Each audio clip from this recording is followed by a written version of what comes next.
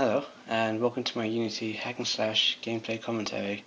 Here I'll be describing the controls and the gameplay mechanics for the developed game so far. To get started, you press square for your light combo, triangle for your heavy, and you can mix and match light and heavy to create new combos. X is for jumping, and circle, you enter the stance, which lets you regain energy much faster. Pressing L1 lets you block, R1 lets you dash. Note that you've got a primary and a secondary dash. So primary dash is this. You can sort of transition to your attacks, whereas with your secondary dash it's got a slightly longer recovery time, and it doesn't let you transition into it. It's sort of a penalty for using one evade, one after the other. You can use blocking and dashing to cancel out your basic attacks, as so.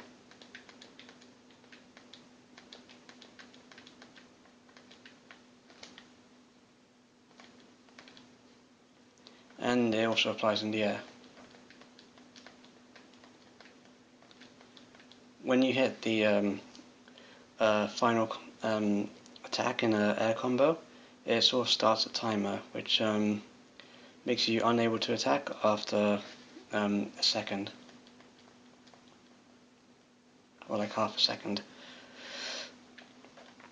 Pressing R1 and then direction lets you enter running state, and while in the state you move faster, of course, but you also have access to a new range of combos, as so.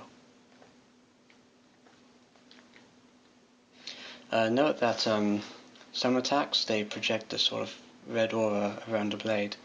What that means is that that attack will either knock back, stun, uppercut, or trip over the enemy.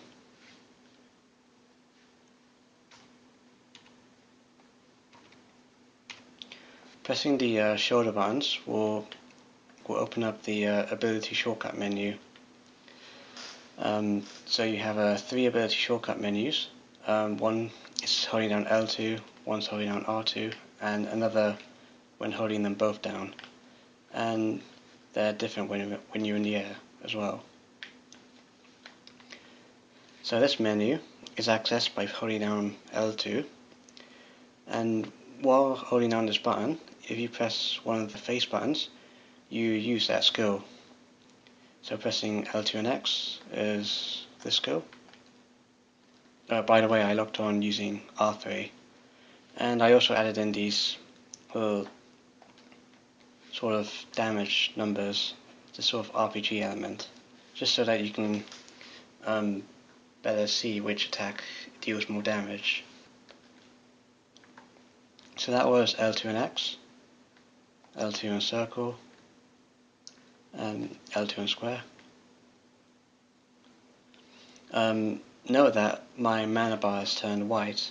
What that means is that it means that I've used up all my energy, and now I have to wait until I have enough energy before I can start casting skills again. At this point, I have to wait till my mana reaches halfway. It's sort of more penalty for spamming skills a lot. To avoid this, just pay attention to the box around the icon. So if it's white, it means that you have enough energy to cast that skill. If it's dark, as so, it means if you use that skill, you'll run out of energy. Like here's some more skills.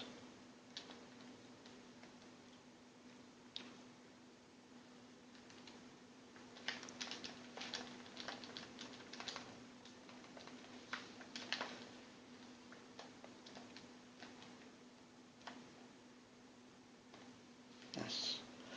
Alright.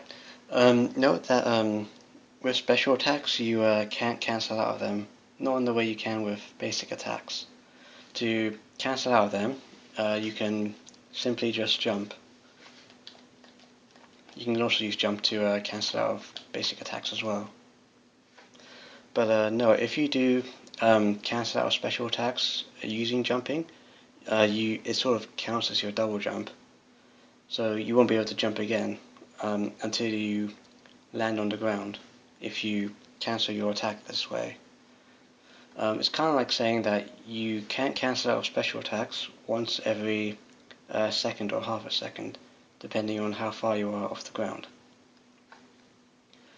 This next mechanic, which I'm about to demonstrate, I sort of designed it to separate the good players from great players. And how it works is that when you do a melee attack on an enemy, while your weapon is inside the enemy hitbox, by pressing circle, the game will raise a flag saying that you've activated this technique called Drain Blade. And what it is that it lets you regain energy proportional to the amount of damage you deal, and it sort of resets all your counters. I'll explain that in a minute. I'll just demonstrate that. So there's basic attacks. And there you can see that when hitting by pressing circle while the weapon was in the enemy hitbox, it spawned this sort of darker impact effect. That's sort of visual feedback telling you that you've activated this technique. And also you'll sort of notice I regained some energy. It's really useful for regaining energy without having to... It lets you regain energy while keeping up the offensive, without sort of breaking the flow.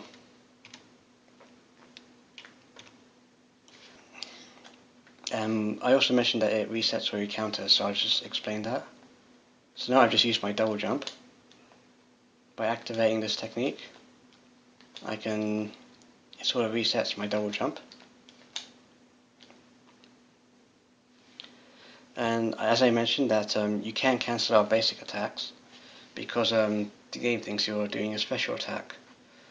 But by using Drain Blade, the technique, you sort of tell the game that you're no longer special attacking, so it thinks you're just doing a regular attack.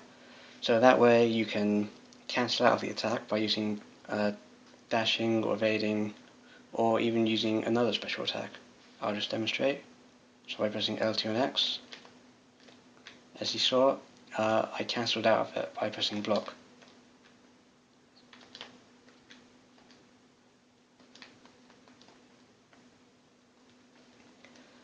And this allows you to perform all kinds of combos and whatnot. So if I just demonstrate again, L2 and X, then R2 and X.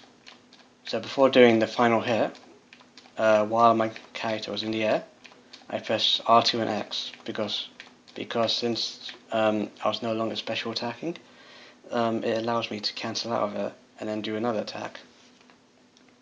So what I did there, I did pretty much a string of pressing R2 and X. And so while my weapon was inside the enemy hitbox, I cancelled out of that attack with the very same attack, creating this sort of endless string. I sort of designed this so that although I didn't like players sort of spamming abilities and whatnot, this way, if you spam abilities, you sort of earn the right to do it, because the timing is quite difficult to master, especially when enemies move around so much. And this enemy is quite easy to pull off because it's a big enemy, so it's got a fairly large hitbox. Another way you can use this technique is this sort of dash attack. This attack lets you sort of go through enemies, as you just saw. But since I'm attacking the enemy with my weapon, I can use this ability to cancel out the attack, as so. Now what I'm doing is that I'm pressing circle while my character is inside the enemy hitbox, and so I'm no longer special attacking, and then I'm dash cancelling right out of it and into the same attack. So if you can sort of master this technique, you can pretty much be invincible. And I'd say you pretty much earned that right to be invincible, because it is quite a hard technique to master, as I said before, because enemies move around so much. But this way, you sort of the more skilled the player is, the more elaborate their combos can be. This technique just sort of removes all the limits, the boundaries the game has. And I sort of designed this game so that the character is pretty much as fast as you are. So long as you can get your timing right, that you can pretty much do whatever you want. Alright, that covers up the main gameplay mechanics. I've got here's a few extra stuff.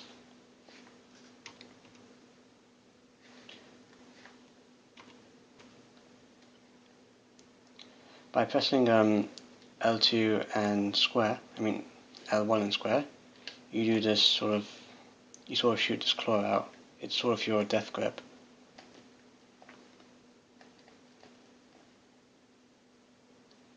Block and triangle will sort of pull them towards you. Light enemies will be dragged towards you fairly quickly. Larger enemies are less affected. So this, like massive training dummy, that's not affected by a sort of death blow. Pressing block and circle, you sort of spawn this barrier around you. It pretty much nullifies all damage while it's active. This is useful because your basic block can break when it gets hit by a strong attack or enough small attacks. Pressing block and X, you sort of enter this counter stance. When you're hit during a certain number of frames during that animation, you will release like AoE burst, which is the strength of it is proportional to the attack you sort of parried. You can sort of parry anything. Note that since to do these techniques you have to block, you can cancel out your basic attacks to do them. If you press circle, then triangle, you sort of switch stances. You regain energy at a slower pace, but when you release, you do an attack, and then continuing to press square or triangle, you have access to a new string of combos.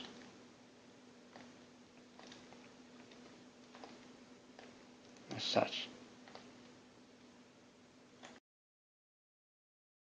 By pressing circle and triangle together after a certain event, you do a certain attack. So, for example, if I'm in the middle of a light combo, by pressing circle and triangle, you do this sort of punch technique. And it sort of leads on to its own string of combos. So you do a punch, which sort of knocks enemies back, and then pressing square again, you sort of do a kick, which sort of follows them. And if that kick connects, it does a finishing technique.